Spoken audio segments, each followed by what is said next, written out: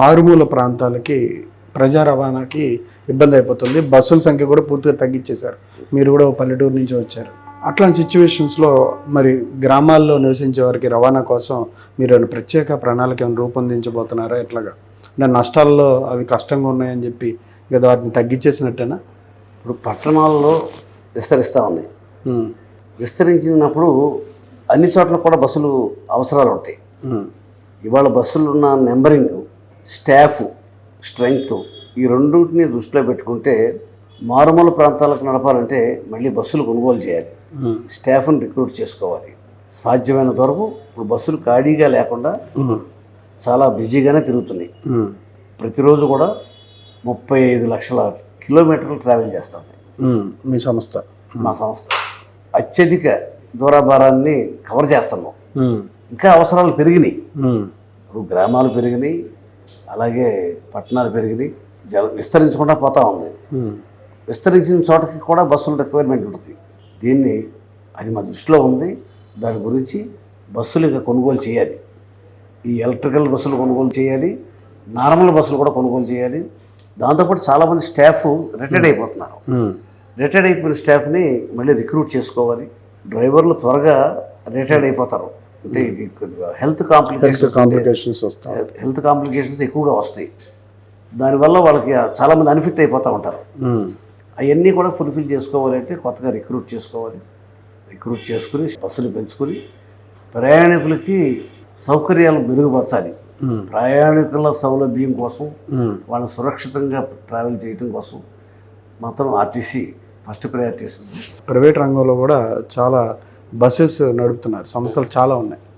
వాటితో మీరు పోటీ పడగలుగుతారా? ఆ క్వాలిటీ కానీ అంతకన్నా బాగా పడగలుగుతాం. ఎందుకంటే రైళ్ళు ఆలస్యం అవ్వచ్చు, ఫ్లైట్స్ ఆలస్యం అవ్వచ్చు, విమానాలు ఆలస్యం అవ్వచ్చు, కానీ ఆర్టీసీ బస్సు మాత్రం ఆలస్యం అవుతుంది. కరెక్ట్గా అనుకున్న టయానికి టెన్షన్గా బస్ స్టాప్లోకి వచ్చే బస్సు ఆర్టీసీ. గమ్యం చేరాలన్నా కూడా ఆర్టీసీ బస్సు సరైన సమయానికి చేరగలదు. డ్రైవర్స్ అంతా కూడా ఎక్స్పర్ట్స్ అవటం వల్ల, తర్ఫీదు పొందిన వాళ్ళు అవటం వల్ల సేఫ్టీ టాప్ ప్రయారిటీ. ఇక్కడ యాక్సిడెంట్లు జరగటం కానీ, బస్సులు మధ్యలో ఆగిపోవటం కానీ, సమయానికి రాకపోవటం కానీ ఆర్టీసీలో లేదు. ఆర్టీసీ నెంబర్ 1 అన్నిట్లో.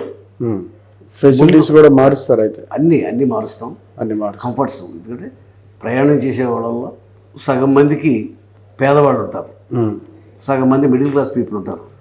వాళ్ళకి తగ్గ సదుపాయాలతో పాటుగా అందరూ కూడా ఆర్టీసీ ప్రయాణం చేసేవాళ్ళు.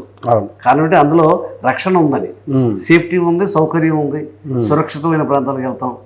ఎక్కడికి నుంచి ఎక్కడికి వెళ్ళాలని కూడా ఇన్ టైంలో చేర్చగలిగేది ఒక ఆర్టీసీ. అయితే ప్రైవేట్ ఏ ప్రమాణంలో తగ్గకుండా ఇంకా బస్సులు విస్తరిస్తారు. మీరు యూనియన్లో కూడా పనిచేశారు. యూనియన్స్లో అంటే కార్మికుల కష్టాలు అవన్నీ చూశారు కూడా గట్టిగా. ఇవాళ ఆర్టీసీలో చాలామంది ఇబ్బందులు పడుతూ ఉన్నారు, జీతాల విషయంలో కానీ, బకాయిలు కానీ, రిటైర్మెంట్ అయిన వాళ్ళకి డబ్బుల విషయంలో కానీ. మరి మీరేం ఆలోచన చేశారు వాళ్ళ కోసం? మీ మధ్యలో ఆలోచన ఏంటి? వీళ్ళకి ముఖ్యంగా కావాల్సింది మెడికల్ సపోర్ట్. వీళ్ళకి ఆరోగ్య సమస్యలు త్వరగా వస్తాయి. ఇదివరకు ఆర్టీసీలో వీళ్ళకి ఏ రకమైన అనారోగ్య సమస్యలు వచ్చినా కూడా పూర్తి వైద్యం కార్పొరేషనే భరించేది గతంలో. ఇవాళ గవర్నమెంట్ విలీనం అవటం వల్ల కొన్నిటికి మాత్రమే ప్రాధాన్యత ఇస్తూ ఉన్నారు. వీళ్ళకి ప్రత్యేకమైన సపోర్ట్ కావాలి ప్రభుత్వం తరపు నుంచి. కారణం ఏంటంటే వీళ్ళ ఆరోగ్య సమస్యలు వీళ్ళకి ఎక్కువగా ఆర్టీసీ వీళ్ళు చేసే శ్రమం వల్ల కానీ, వీళ్ళకి చేసి తిరిగే రఫ్ అండ్ టఫ్గా తిరగడం వల్ల వీళ్ళకి ఆరోగ్య సమస్యలు ఎక్కువ వస్తాయి. కంటి చూపు ప్రాబ్లం వస్తుంది, హార్ట్ అటాక్స్ వస్తాయి, పారాలసిస్ ప్రాబ్లమ్స్ వస్తాయి. ఇవన్నీ కూడా ఆర్టీసీ వాళ్ళకి ఆరోగ్యం గురించి పూర్తిగా బాధ్యత తీసుకోవాల్సిన అవసరం ఉంది. దాని గురించి ప్రభుత్వంతో సంప్రదింపులు జరిపి వీళ్ళకి ప్రత్యేకమైన ఆరోగ్య సదుపాయాలు కలగజేయాలి. అలాగే కంపెన్సేషన్ వారసులకి.